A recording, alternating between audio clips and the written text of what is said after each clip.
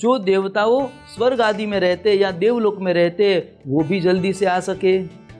एक द्वार ऐसा होना चाहिए जो ऋषियों, जो वहाँ पे प्रयागराज आदि, ऋषिकेश वगैरह में, हिमालय आदि में जो ऋषि मुनि तप कर रहे थे निज आश्रमों में, वहाँ से उसको आने के लिए भी सहला पड़े।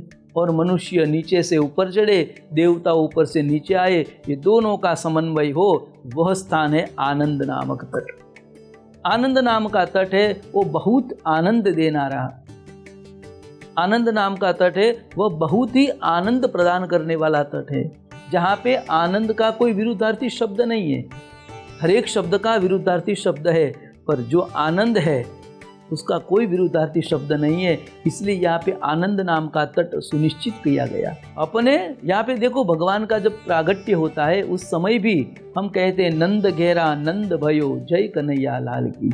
मानी आनंद भयो, एक बार आनंद हो गया ना, फिर बाद में उसके कोई पर्याय नहीं, वहाँ पे कुछ नहीं, कुछ मेरा और तुम्हारा नहीं। तो ऐसे आनंद नामक तट के ऊपर ऋषि मुनियों के साथ नारद जी ने कथा सत्र का आयोजन किया। नारद जी ने सभी देवताओं को बुलाया, ऋषि मुनियों को बुलाया, मनुष्यों को आए। जैसे जैसे सभी लोग आने लगे उसी प्रकार उसके लिए आसन बिछाए गए। जैसी जिसकी पदवी उसके हिसाब से उसको सिंहासन, पद, आसन वगैरह दिया गया। और ऐसी सुंदर सभासद बैठी हुई है और उच्च आसन के ऊपर सुत पुराणी बैठे हैं। अब नारद जी कहते हैं, महाराज अब कृपा करके श्रीमद् भागवत सप्ताह का ज्ञान यज्ञ प्रारंभ करे। और शौनक आदि ऋषि मुनियों यह नारद मुनि की प्रार्थना सुनकर अब कथा का मंगलाचरण करते हैं। सच्चिदानंद रूपाय विश्वोत्पत्त्यादि हेतवे तापत्रय विनाशाय श्री कृष्णाय वयं नुमः। भगवान सच्चित आनंद रूपी घनश्याम परमात्मा को याद करके, स्मरण करके मंगलाचरण आरंभ किया। मंगलाचरण का अर्थ है मम पापम गलयति इति मंगलाचरणम। हमारे मन और हृदय में बैठे हुए सभी पापों की निवृत्ति हो जाए, उसका नाम है मंगलाचरण। तो यहाँ पे शौनक आदि ऋषि मुनियों ने मंगलाचरण किया और जैसे ही मंगलाचरण किया सबका हृदय शुद्ध हुआ। और हृदय शुद्ध हुआ, भगवान की कथा सुनने के लिए सभी लोग आतुर थे। उसी समय एक बड़ा सा संघ चला आ रहा है और बड़ा सा संघ में देखे तो बड़ी बड़ी दाढ़ी वाले ऋषि मुनियों थे। कौन कौन से ऋषि मुनि थे? तो कहते हैं भृगु वशिष्ठश्च वनश्च गौतमा मेधातिथि देवल देवरातो। बड़े बड़े ऋषि मुनियों अपने शिष्य और समूह के साथ आ रहे थे। उसमें सबसे पहले सबसे आगे भृगु ऋषि का नाम लिया गया। तो दर्शक मित्रों, यहाँ पे देखो कहा गया भृगु वशिष्ठश्च वनश्च गौतमा मेधातिथि देवल देवरात्रो। तो यहाँ पे सबसे पहला भृगु ऋषि का नाम लिया गया कि भृगु ऋषि आए, मेधा ऋषि आए, देवल ऋषि आए, च्यवन ऋषि, गौतम ऋषि, परशुराम आदि सभी ऋषि मुनियों वहाँ पे उपस्थित होने लगे, आने लगे। पर यहाँ पे बहुत से ऋषि मुनियों का मतांतर है कि सबसे पहला भृगु ऋषि का नाम क्यों लिया गया।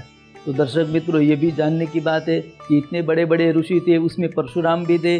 तो परशुराम तो भगवान का अवतार है, फिर भी भृगु ऋषि का नाम लिया गया। क्यों? क्योंकि भृगु ऋषि ऐसे ऋषि थे कि ये लोग तो अपने परिवार को लेकर आए, पर भृगु ऋषि ऐसे ऋषि थे कि जो जो व्यक्ति नहीं आने वाले थे उसको भी मना बुझाकर, समझा फुसलाकर उसको कथा में लेके आए। तो ये उसका नाम पहले लिया जाता है। जो भगवान का भक्ति करता है उसको तो भगवान ऋषि मुनियों उसको याद करते हैं, पर सबसे पहले किसको याद करते हैं? तो कहते हैं कि दूसरों को भी भक्ति की ओर लेके जाए, दूसरों को भी सत्संग की ओर लेके जाए, उस ऋषि का नाम सबसे पहले आता है। तो इसलिए भृगु ऋषि ने जो जो पापी जन थे, जो आलसी जन थे, जो कथा से दूर रहने वाले थे, वो सभी जनों को भृगु ऋषि ने मना कर वहाँ पे लेकर आए। दूसरे ऋषि कहते हैं कि नहीं, भृगु ऋषि का नाम पहले क्यों लिया गया? तो कहते हैं भृगु ऋषि का नाम इसलिए पहले लिया गया क्योंकि भृगु शुक्र का देव है। भृगु ऋषि है, शुक्र का मालिक है। तो शुक्र मानी इच्छा, जो इच्छा पूरी करनी हो तो कथा में आना चाहिए।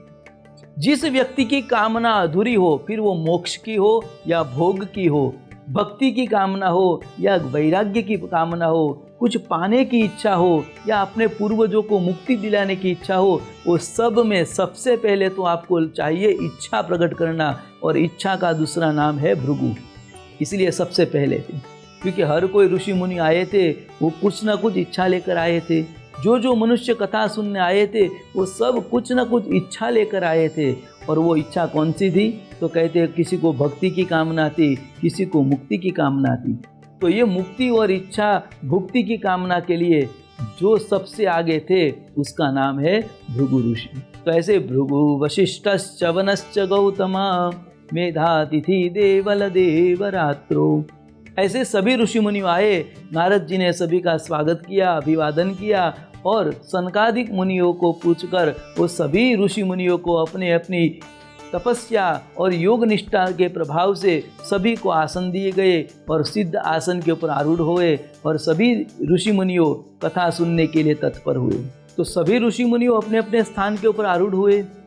पर यहाँ नारद जी कहते हैं कि श्रीमद् भागवत जो ज्ञान यज्ञ है उसमें ये ऋषियों को तो आमंत्रण दिया, भृगु ऋषि ने सबको बुला के बुलाया, परंतु कहते हैं शास्त्र में 4 जगह पे आमंत्रण की आवश्यकता नहीं होती।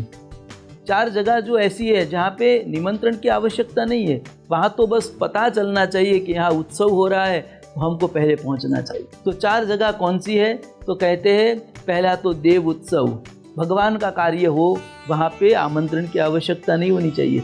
मंदिर, देवालय, कथा, वार्ता, कीर्तन आदि जहाँ भी देव कार्य हो रहा है, यज्ञ यागादि हो रहा है, तो वहाँ पे आमंत्रण की अपेक्षा नहीं करनी चाहिए। बहुत से ऐसे लोग होते हैं, हमें कहाँ पत्रिका मिली है, हमको कहाँ बुलाया है। अरे भाई, ये देव कार्य है, ये कोई अपना निज कार्य नहीं कर रहे, ये तो भगवान का कार्य कर रहे हैं और भगवान के कार्य में हमें कभी भी आमंत्रण की आवश्यकता नहीं होनी चाहिए।